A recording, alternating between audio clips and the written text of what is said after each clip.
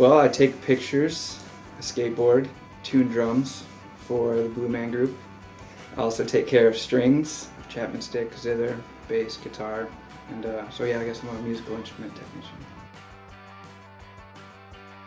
I've always had an interest in the band, working in the Chicago show, and since we have limited resources, it helped out for the strings players to be able to get into the house during sound checks to hear what's happening. So Julian gave me the okay, and him and Jerry started showing me the pieces slowly. Oh, Mandelbrot, not so hot at the moment. That's a tricky one. It has a pretty important role, and if you got to be on it, man. And I got a lot of work to do. There was Scooby-Doo and Dynamut Hour in the late 70s. I think it was late 70s. I wasn't around then. Clem Waldman last year called me BF, Ben Flint, and Michael Rahal came out for coverage and was like, BF, Blue Falcon. So I later watched some episodes, and that's what Dynamut would call Blue Falcon, the superhero. BF, Blue Falcon. It stuck. That's my name. Caw-caw! And it works. I can hear it from across the theater. We had 3 Bens at one point. If you just said Ben on radio, I just wouldn't even respond. Most likely it wasn't for me. So I could hear occasionally just like someone will caw from the band loft, and I can hear it from anywhere in the theater, and I know to come running.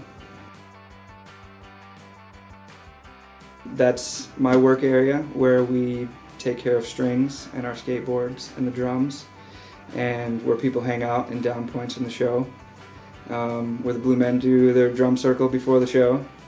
There's always coffee via packets there if you need them. There's a vanity mirror for makeup checks. Anything you would ever want or need is in the Blue Falcon drum string skate world. I guess pretty awesome. I hope the next guy will do the same thing. It's things that people need out here to maintain some sort of stability, and it's my pleasure.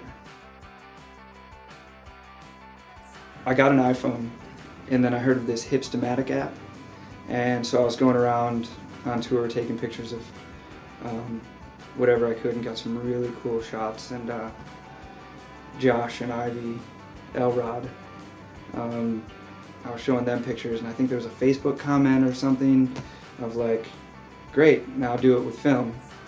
And Josh was taking pictures, and so he was giving me some advice on 35mm cameras.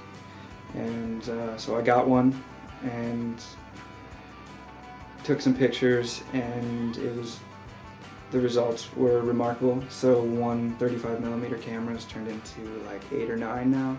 I really like the process of film, and I guess it goes with recording too, of tape. It's a surprise. You don't know what you're going to get until later. And if all of the different variables of taking a good shot are in order, you don't have to edit them later. Man, I almost brought it because I like had a feeling that I could like show it off. I have 2. One is a Lomo LCA Plus, which is a remake of Lomo LCA, and it's really hard to take bad pictures with it. It's just point and shoot, pick your depth, pick your film speed, aim, and there you go. The other one, I haven't even tried it yet, but it's my favorite because it's new, is I just got a Super 8mm 1976 Canon. Tomorrow I get 5 cartridges of Super 8 film, and so I'm going to try to make some short movies on film and see what happens there. I'm acting out. I'm 32, this is my first mohawk, and year 2 of the tour is coming to an end, so I figured I've never had one, and I was joking, like, who knows, I could be like an assistant night manager at Best Buy after this, so I figure I'm just going to go for the weird haircut now. And I kind of love it. I'm acting out, definitely. It's like a personality change a little bit.